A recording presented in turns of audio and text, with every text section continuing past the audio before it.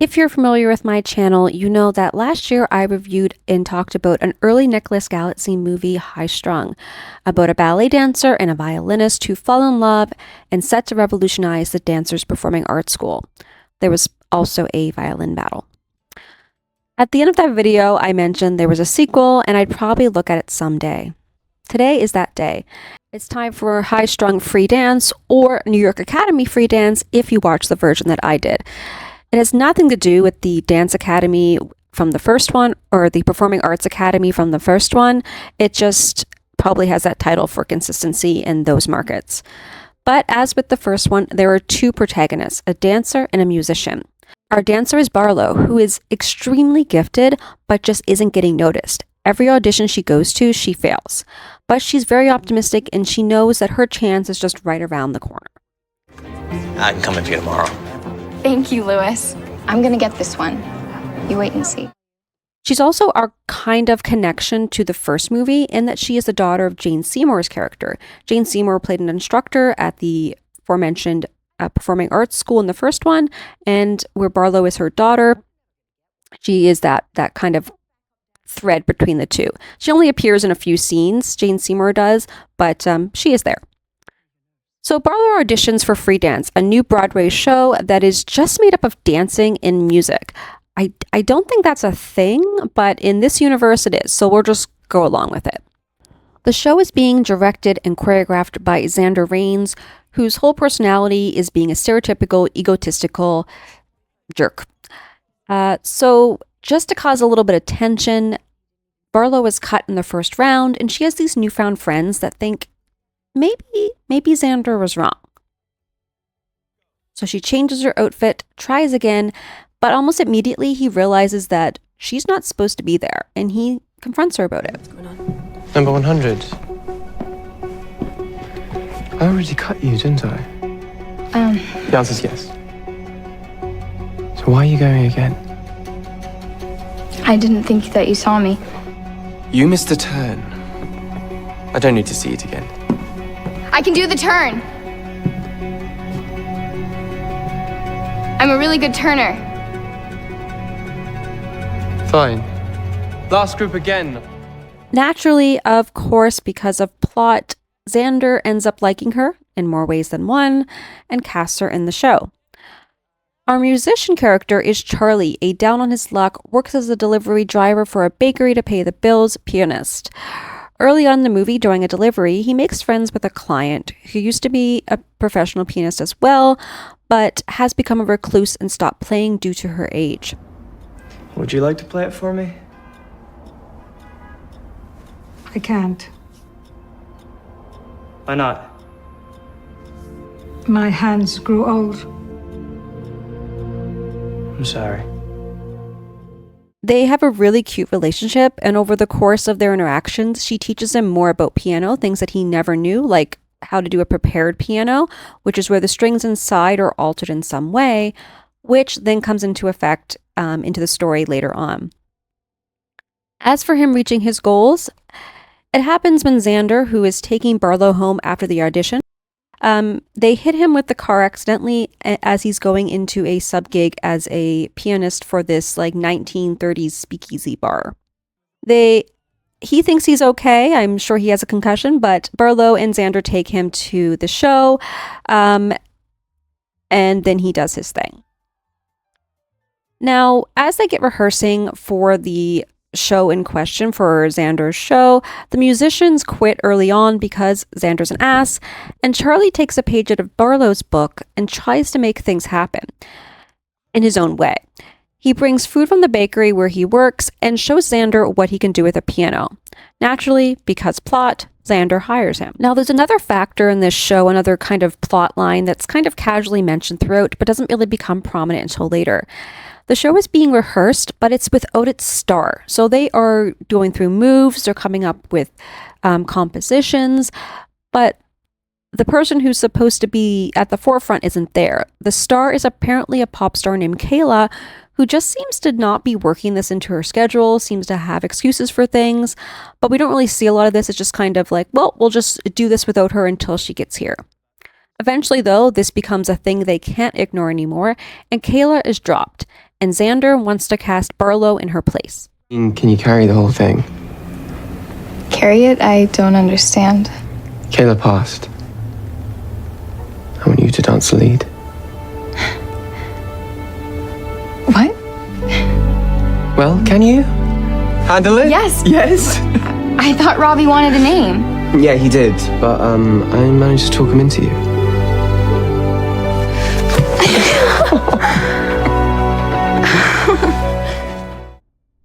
This, of course, leads to a relationship between the two, which leaves Charlie distraught because he is also in love with Barlo. Now, most of this film is patterned with a lot of rehearsing, a lot of long stares at Barlo from Charlie, and him showing Xander prepared piano and them kind of doing their thing. So there's a lot of padding here. However, we finally get some more plot when Kayla decides she wants to come back. Now, this is where we finally get some tension as well, because we find out that Xander knew well before he told Barlo that Kayla was back and that she, Barlo, was going to be in the core and not the star. You found out last week. Yeah. I'm so sorry.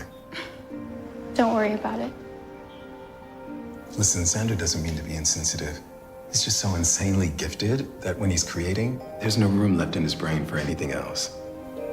He doesn't realize how it affects other people. And I don't mean to make any excuses for him. There's no excuse for lying. No matter how gifted you are. This, of course, leads to their breakup, which is more hinted at than explicitly said to each other. When Xander asks Barlo to show Kayla kind of what they've kind of already come up with for her part in the show, and he's yelling at Barlo while she's dancing, kind of reminds me a lot of the Dance How You Feel scene from Center Stage. I'm getting a lot of Jodie Sawyer vibes here. But Barlo is obviously upset, but she's still on the show, so she kind of moves on and kind of says, okay, this is how it's going to be. I'm still in the show, and that's all that matters. Charlie still has his one-sided attraction, which I'll talk more about at the end, and that's more or less his thing. Eventually, we get to opening night, and the show is, by the way, I haven't mentioned what it's about yet, but the show is about muses and how artists lose their muses and then try to get them back. And Kayla is the muse for Charlie's pianist character. Now we get some more character development, or I guess characterization, maybe not development, but more qualities for Kayla in this getting ready for the performance set of scenes, which we haven't even seen before. So it's kind of out of the blue and kind of a little bit jarring at this point. But anyway, she's more preoccupied with doing interviews and talking to other people than getting ready, maybe stretching, making sure that everything is good to go. And of course, when she's not ready, she ends up hurting her ankle. They decide they want to put Barlo on her place, and Kayla is extremely distraught. Like, she wants to go on, which is, again, kind of weird because earlier on, she completely ignored the fact that the show had started rehearsing without her. Relax, okay? They're all here to see me perform tonight. Guys, do I announce a change of cast? No!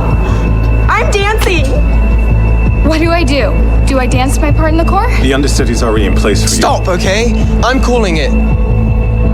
Barlo, you're in for Kayla. But she pushes Barlo aside even after they say, no, you can't go on. And she starts dancing on an injured ankle, which of course leads to even more of an injury when she has to be taken off stage. Thankfully, Barlo is still in the wings in her costume, and she goes on for Kayla. The show, which is extremely impressive, by the way, like, kudos to the dancers. This is a beautifully choreographed and beautifully done sequence.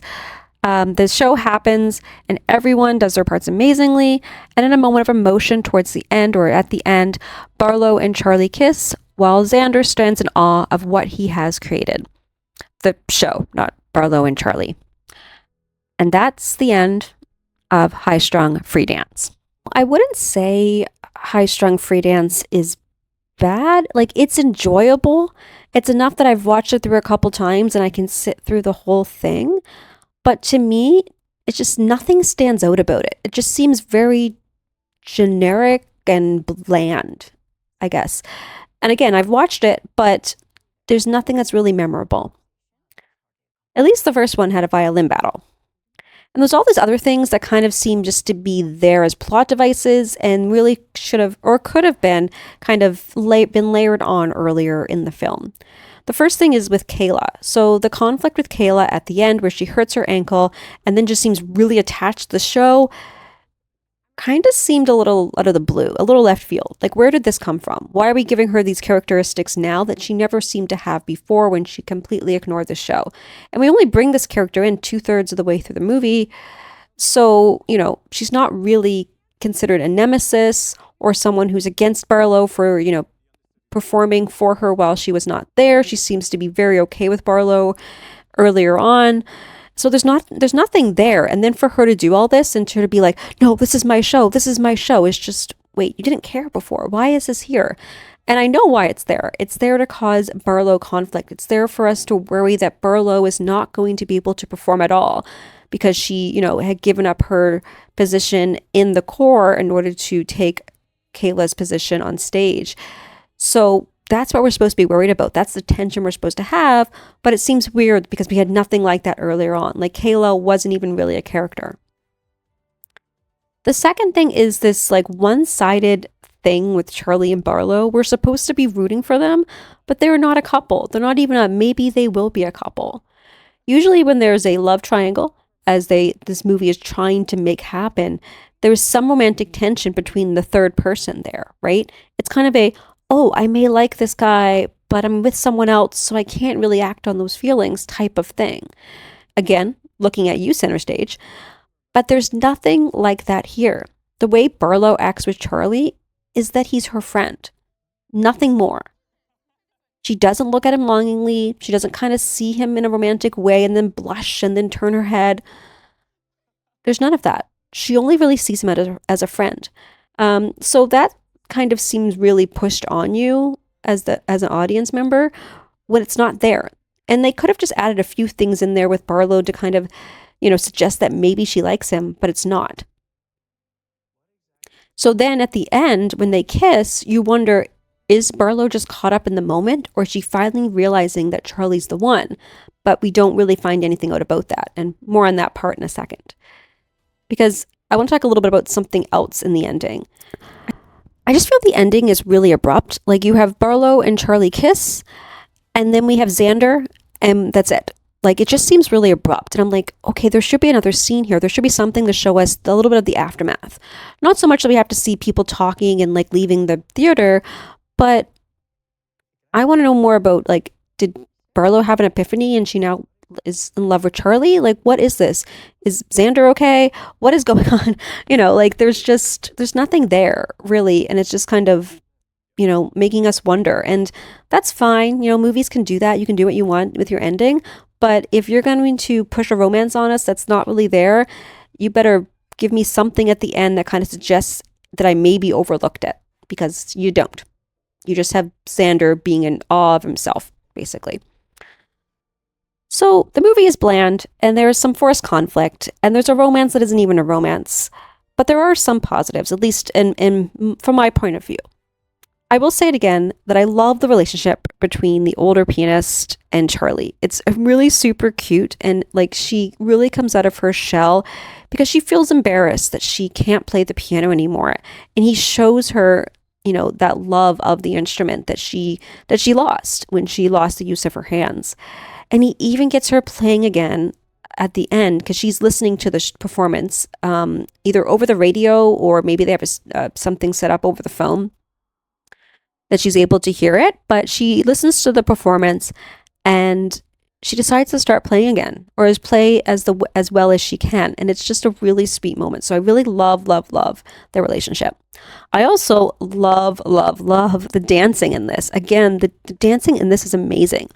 We don't see a lot of it when they're practicing, but it's that final performance that, is just so well done. It's beautiful. It's beautifully choreographed. The music is amazing. It's such a good dance. So that, again, is something that's really, really good. Along with the instrumental music, they have a few original songs for the movie. And again, those are great as well. If you follow my channel, you know that I love a good song in a movie. So I do think these work really well. with the movie as well. And one of the stars, Thomas Daughtry, actually recorded a song for it. So that is really cool as well. So there's just some of these main elements that are lacking. Like, I think it has the pieces that could be a fun dance movie, but it's just, you know, it's missing some stuff that really makes it stand out. Well, I do like the final dance. It's nothing that really like make it really jump at the page. You know, it just kind of fits in there with other great final dances from other dance movies. So it just needed something else, something a little bit unique and special to kind of make it stand out. And if I'm missing the violin battle aspect of the first movie, you know you have some work to do. And that brings us to the end of this video. I didn't want to ramble too much this time, but as always, I'd love to hear your thoughts on the film if you've seen it. If you've seen the first High Strung and you've watched this one as well, let me know which one you think is better and why. And as always, let me know if you disagree or agree with my my analysis as well. Other than that, until next time, thanks for watching.